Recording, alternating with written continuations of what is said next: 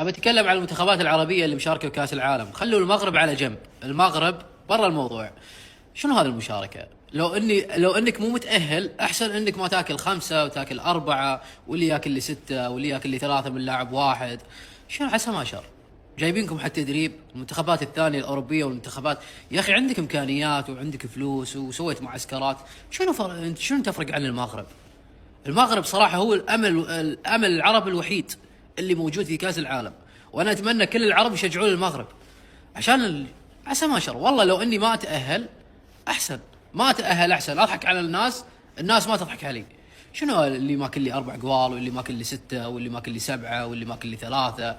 حسب ما عندهم شيء كبير وشيء مشرف إنهم يسجلون جول قدام. هو ماكل 4 5 جوال ويبي يسجل جول عشان يحفظ ماي الوجه، مش يسمونه هذا.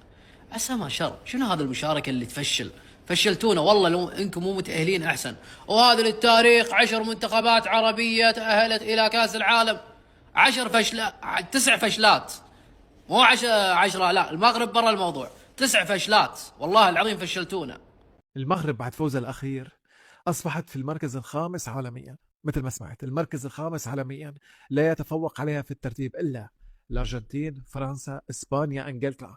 المركز الخامس عالميا لأول مرة في تاريخ المنتخبات الأفريقية والعربية، منتخب يقدر يكسر حاجز أول 5 منتخبات. وبنفس الوقت المغرب آخر 10 سنوات، بس لحتى أحكي لك عظمة المغرب رياضيا بالسنوات الأخيرة: بطل كأس أفريقيا 2025، بطل كأس العرب 2025، بطل كأس العالم للشباب 2025، أطول سلسلة انتصارات للفريق الأول في المنتخبات تاريخيا، أطول سلسلة عدم الخسارة للفريق الأول في المنتخبات تاريخيا. من 2023 المغرب لم تخسر، متخيلين؟ من 2023. بطل أفريقيا للمحليين نسخة 2025، 2020 و2018.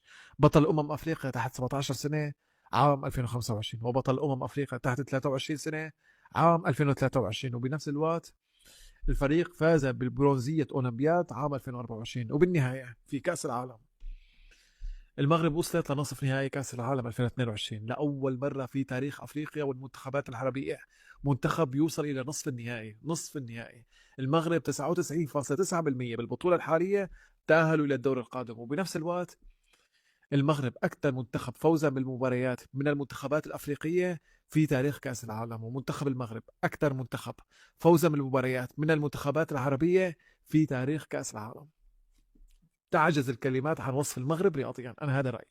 والله العظيم 3 انتوا عملتوا ماتش للتاريخ، وهيتكتب كل يوم سطر من أسطر التاريخ لمنتخب المغرب اللي بيعمله في كأس العالم. يا جماعة، منتخب المغرب بيبدع.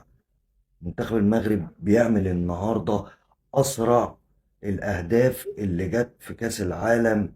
منتخب المغرب بيغلب اسكتلندا وبيحتل قمة المجموعة، يعني منتظر لسه بقى ايه هايتي والبرازيل، لكن هو دلوقتي الأول.